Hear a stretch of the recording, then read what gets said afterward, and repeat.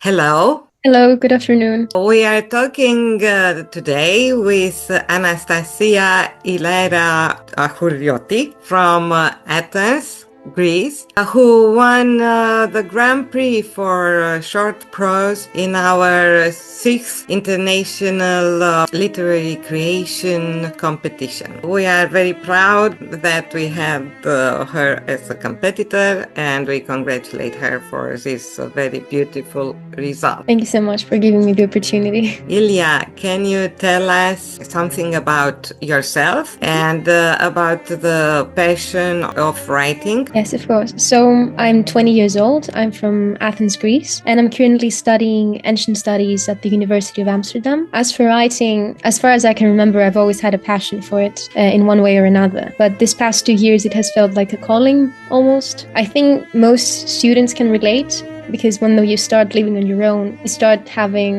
spending a lot of time alone. You start having philosophical questions, trying to answer them, and it feels more like a need to get that out of yourself, to put that in art in some way or another. And for me, that was writing, while for others it could have been painting, dance, anything. And so this past 2 years, I've been writing a lot, and it's really amazing. I really enjoy it. It feels like a need, honestly, to get it out of myself and put it on paper. Interesting. Have you published some books? No, not yet. I plan to, but not yet. The only things I've published are here and there small stories in competitions, literary magazines, things like that, but nothing major yet. Do you write poetry as well, Ilya? No, it's just prose, short stories, but I don't write poetry. It's beautiful to read though, I just don't write it. It is time to hear some of your creations if you want to share with us. So I can read the last 3 paragraphs from the story I published in the competition, the Festival for Arts. And basically the plot is about the Odyssey, about the book where Odysseus goes down to the underworld and he meets his mother, he meets Tiresias, and he meets Achilles and Patroclus, along with many other shades. And it's just a reinterpretation of that scene where Odysseus is talking with Achilles and Patroclus. I'm going to start now.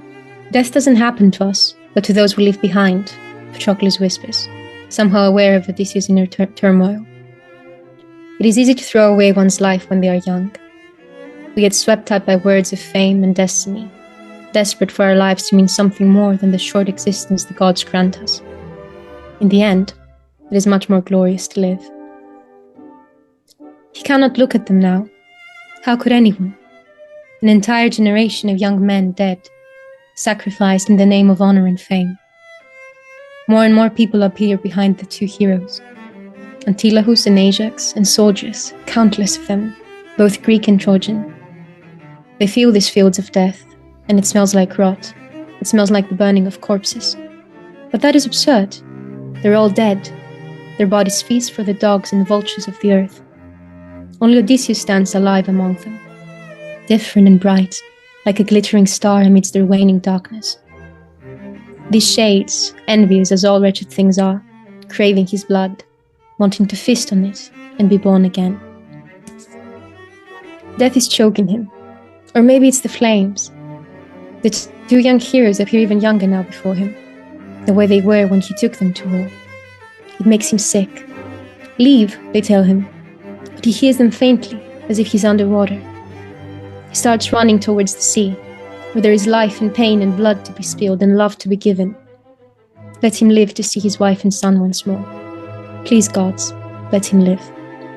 So that is it. Beautiful. Thank you, Ilya. I was thinking, do you write in Greek and English in the same proportion, or you prefer one language, English? I used to write mostly in Greek, but the past 2 years that I've been abroad, I write mostly in English. So now I write in English. How do you find out about the competition? So I cannot exactly remember how I found out, but it was either through YouTube or through Google, where I was browsing for literature competitions. And I came across the Festival for Arts. And I was happily surprised, because it was really a festival for all the arts. It was honoring all the arts. It wasn't just literature. And it was really beautiful when I read more about it, before I even uploaded any entry. So that is how I found out about it. And then I was like, why shouldn't I post something? Maybe it's good to publish things. So I did, and I'm happy I did. And I'm happy I became part of this community.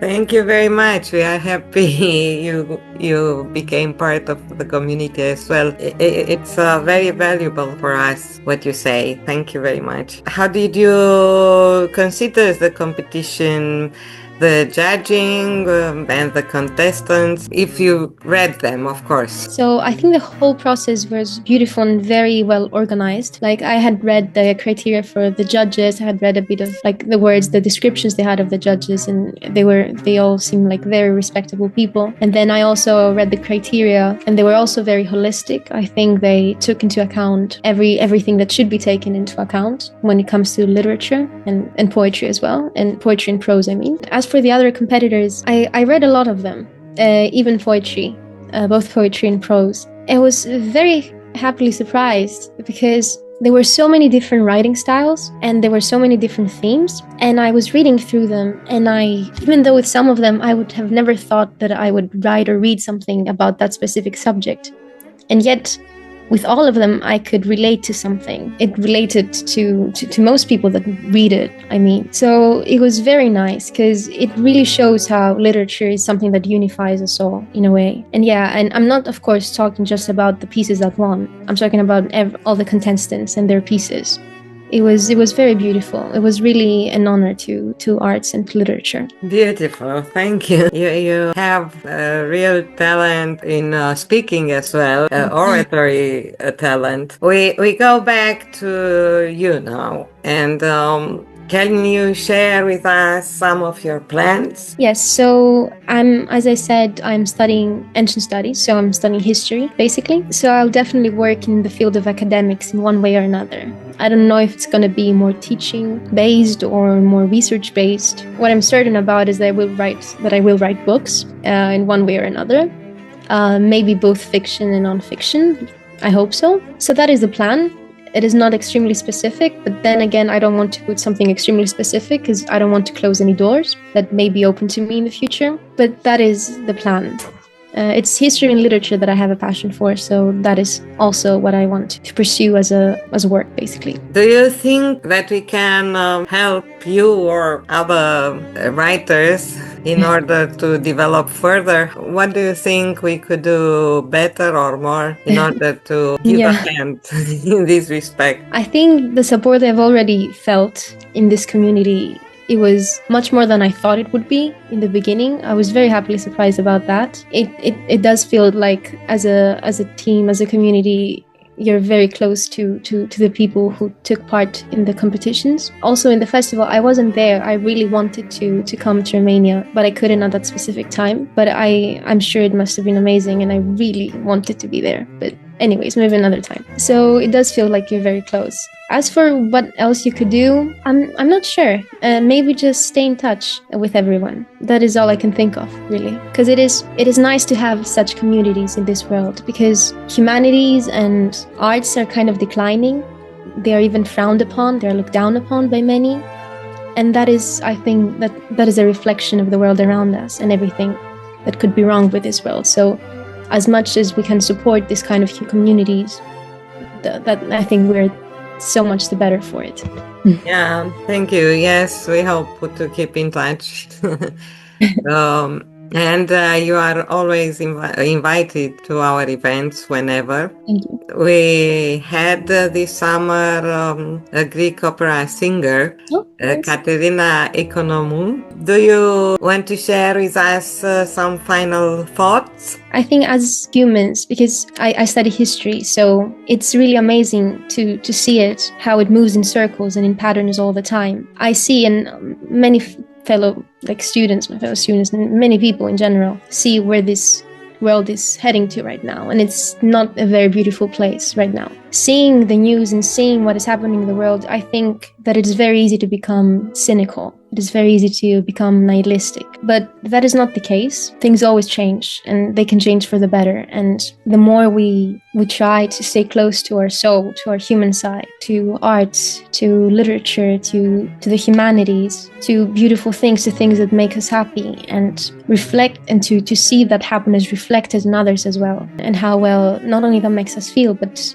to see ourselves as part of something whole and not as individuals. Because even though the population of the world right now is bigger than it has ever been, we live more solitary lives than ever before. And I think it is very unfortunate that we do not consider ourselves as part of something beautiful, as part of the world.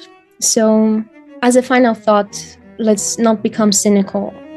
Let's always have hope for the future and just fall in love with life in a way, because it is a gift. And sometimes when we are young, it is difficult to see it as that, either because we take it for granted or because we base ourselves in grand ideas or grand beliefs and we want to follow them because it feels like they matter so much more than our own life. But in the end, and I think with more years on our shoulders, we realize that it is a gift in and on itself, and we should prize it as much as we can and see it as a gift, not only for ourselves, but also for others. A very beautiful final thought. Thank you very much, Ilya, for a very interesting and deep interview with profound ideas. Thank you. Let us keep in touch. It was very nice meeting you. Thank you so much.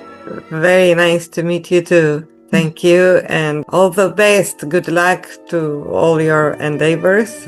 You too. Thank you. Have a nice afternoon. Have a nice evening. Bye. Bye-bye. Bye.